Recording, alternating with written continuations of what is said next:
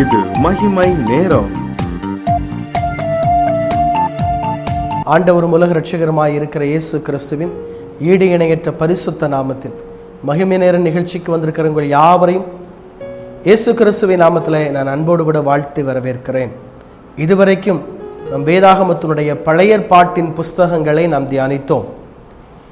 இந்த நாளில் இருந்து நாம் தொடர்ச்சியாக புதிய ஏற்பாட்டினுடைய புஸ்தகங்களை நாம் தியானிக்க போகிறோம். இந்த நாளிலும் புதிய ஏற்பாட்டினுடைய முதல் புஸ்தகமாக இருக்கிற பரிசுத்த மத்தேயு, புதிய ஏற்பாட்டினுடைய முதல் புஸ்தகமாக இருக்கிற பரிசுத்த மத்தேயு, இந்த பரிசுத்த மத்தேயு எழுதின இந்த புஸ்தகத்தை குறித்து நாம் தியானிக்க போகிறோம். இயேசு கிறிஸ்துவனுடைய பிறப்பு, இயேசு கிறிஸ்துவனுடைய பிறப்பு, அவருடைய ஊழியங்கள் எல்லாம் இந்த மத்தேயு எழுதின சுவிசேஷத்திலிருந்து ஆரம்பிக்கிறது. பழைய ஏற்பாட்டிலே இயேசு கிறிஸ்துவை குறித்து தீர்க்க தரிசனம் சொல்லப்பட்டது.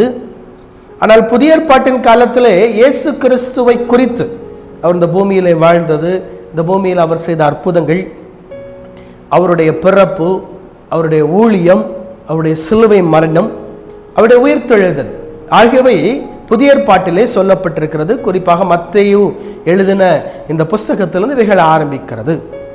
இந்த மத்தேயு என்கிற புஸ்தகத்தை எழுதின, பரிசுத்த மத்தேயுவை எழுதின ஆசிரியர் யார் அப்படின்னு சொல்லி பார்த்தீங்கன்னா, அவருடைய பேர் மத்தேயு, அது லேவி. லேவி என்கிற மத்தேயு ஆயத்துறையில் உட்கார்ந்திருந்த ஒருவன், வரி வசூல் செய்து கொண்டிருந்த ஒருவன் இயேசு கிறிஸ்துவனை பார்த்து சொல்லுகிறார், எனக்கு பின் சென்று வா என்கிறார். அவ்வளோதான், இயேசு கிறிஸ்துவுக்கு அவன் பின் சென்று போகிறான். ஆகவே தான் இங்கே லேவி என்கிற சொல்லுகிறார்கள் மத்தேயு.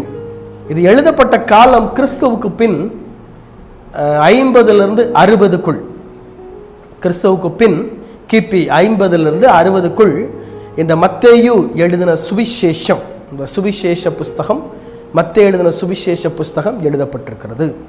இதனுடைய மொத்தம் 28 அதிகாரங்கள் இருக்கிறது. இதில் 1071 வசனங்கள் இருக்கிறது. இதில் மொத்தம் 28 அதிகாரங்கள் இருக்கிறது. 1071 வசனங்கள் இதிலே இருக்கிறது. பழைய ஏற்பாட்டின் காலத்து புஸ்தகங்களை நாம் தியானிக்கும் போது அது எபிரேய மொழியிலே எழுதப்பட்டதாக நான் உங்களுக்கு ஏற்கனவே சொல்லியிருக்கிறேன். அது எபிரேய மொழியிலே எழுதப்பட்டது என்று சொல்லி ஏற்கனவே நான் உங்களுக்கு சொல்லியிருக்கிறேன். ஆனால் புதிய ஏற்பாடு கிரேக்க மொழியிலே, கிரீக் என்று சொல்லுவார்கள். கிரேக்க மொழியிலே புதிய ஏற்பாடு கிரேக்க மொழியில் இருந்து தமிழுக்கு மொழிபெயர்க்கப்பட்டது. அப்போ இதனுடைய மத்தேயு எழுதின சுவிசேஷத்தினுடைய கிரேக்க பெயர், அதனுடைய கிரேக்க பெயர் காற்றா மத்தேயான். காற்றா மத்தேயான் என்கிற கிரேக்க பதம் இதற்கு பயன்படுத்தப்பட்டிருக்கிறது. பெரும்பாலும் அனைத்துக்கும் காற்றா ஆல்பா என்கிற பதம் கிரேக்க வார்த்தையிலே பயன்படுத்தப்படும். அதே போல தான் இங்கே மத்தேயு எழுதின சுவிசேஷத்திற்கு காற்றா மத்தேயோன் என்கிற பதம் பயன்படுத்தப்பட்டிருக்கிறது. இதிலே மிக முக்கியமான இந்த சுவிசேஷ புஸ்தகத்தில் மிக முக்கியமான சில காரியங்கள் உண்டு. ஒரு 5 முக்கியமான காரியங்கள் இதிலே நமக்கு சொல்லப்பட்டிருக்கிறது. மத்தேயு எழுதின சுவிசேஷம் 5ஆம் அதிகாரம் 1ஆம் வசனம் முதல் 7ஆம் அதிகாரம் 29ஆம் வசனம் வரைக்கும் ஒரு காரியம் சொல்லப்பட்டிருக்கிறது. அது என்ன அப்படின்னா, இயேசு கிறிஸ்துவனுடைய மலை பிரசங்கம். இயேசு கிறிஸ்துவனுடைய மலை பிரசங்கம். இந்தியாவினுடைய தேச தந்தை மகாத்மா காந்தி அவர்களுக்கு ரொம்ப பிடித்தமான ஒன்று மலை பிரசங்கம். மலை பிரசங்கம் மகாத்மா காந்திக்கு ரொம்ப பிடித்தமான ஒன்று. இந்த மலை பிரசங்கம், இயேசு கிறிஸ்துவனுடைய மலை பிரசங்கம், ஜனங்கள் கூடியிருக்கிறார்கள். இயேசு கிறிஸ்து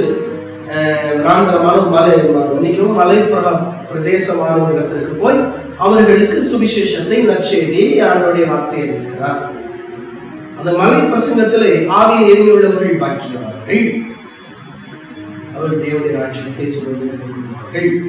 நீதியின் மீது பசிதாக உள்ளவர்கள் பாக்கியவான்கள் என்று சொல்லி இயேசு கிறிஸ்து மலை பிரசங்கம் அல்லது மலை பொழிவு நிகழ்த்தினதை 5ஆம் அதிகாரத்திலிருந்து 1ஆம் வசனம் வரை 7ஆம் அதிகாரங்களில் 29ஆம் வசனம் வரைக்கும் அதை நாம் பார்க்க முடியும். மலை பிரசங்கம் பற்றி போனவர்கள், இது இந்த அதிகாரத்துல ரொம்ப மிக முக்கியமான ஒரு காரியம். அது மட்டும் இல்ல, இந்த அதிகாரத்தினுடைய 2ஆம் அதிகாரத்துக்கு வந்தீங்க அப்படின்னா அதுலதான் மிக முக்கியமான ஒரு காரியம் வந்து ஆரம்பிக்கும். 1ஆம் அதிகாரத்தினுடைய கடைசி 2-3 வசனங்கள்ல இருந்து அதுக்கு 2ஆம் அதிகாரம் தொடர்ச்சியா முக்கியமான ஒரு சம்பவம் இங்கே ஆரம்பிக்கிறது. என்ன அப்படின்னா, இயேசு கிறிஸ்துவனுடைய பிறப்பு. நம்முடைய ஆண்டவராக இருக்கிற இயேசு கிறிஸ்துவனுடைய பிறப்பு அங்கே சொல்லப்பட்டிருக்கிறதை நாம் பார்க்க முடியும். இயேசு கிறிஸ்துவனுடைய பிறப்பு அங்கே மிக முக்கியமான காரியமாக இங்கே எழுது. அதான் ரொம்ப முக்கியமான இம்பார்ட்டன்ட்.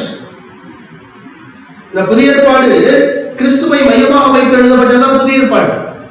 பழைய ஏற்பாட்டில் கிறிஸ்துங்கிறது இருக்காது, கர்த்தர் இருக்கும். புதிய ஏற்பாட்டில் கிறிஸ்துவை மையமாக வைத்து எழுதப்பட்டிருக்கிறது.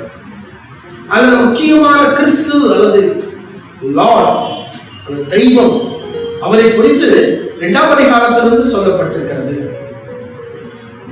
அடுத்தால 13ஆம் அதிகாரம் 1ஆம் வசனத்திலிருந்து 13ஆம் அதிகாரம் 54ஆம் வசனம் வரைக்கும் பார்த்தோம்னா பரலோக ராஜ்யத்தை பற்றிய போதனைகள். 18ஆம் அதிகாரம் 1ஆம் வசனத்தில் 19ஆம் அதிகாரம் 2ஆம் வசனம் வரைக்கும் சமூக வாழ்வை குறித்த போதனைகள். 21ஆம் அதிகாரம் 1ஆம் வசனத்திலிருந்து 26ஆம் அதிகாரம் 1ஆம் வசனம் வரைக்கும் வருகை, ஒலிவமலை மற்றும் நியாய தீர்ப்பை குறித்து அங்கே சொல்லப்பட்டிருக்கிறதை நாம் பார்க்க முடியும். மத்தேயு சுவிசேஷத்தை நமக்காக எழுதி தந்த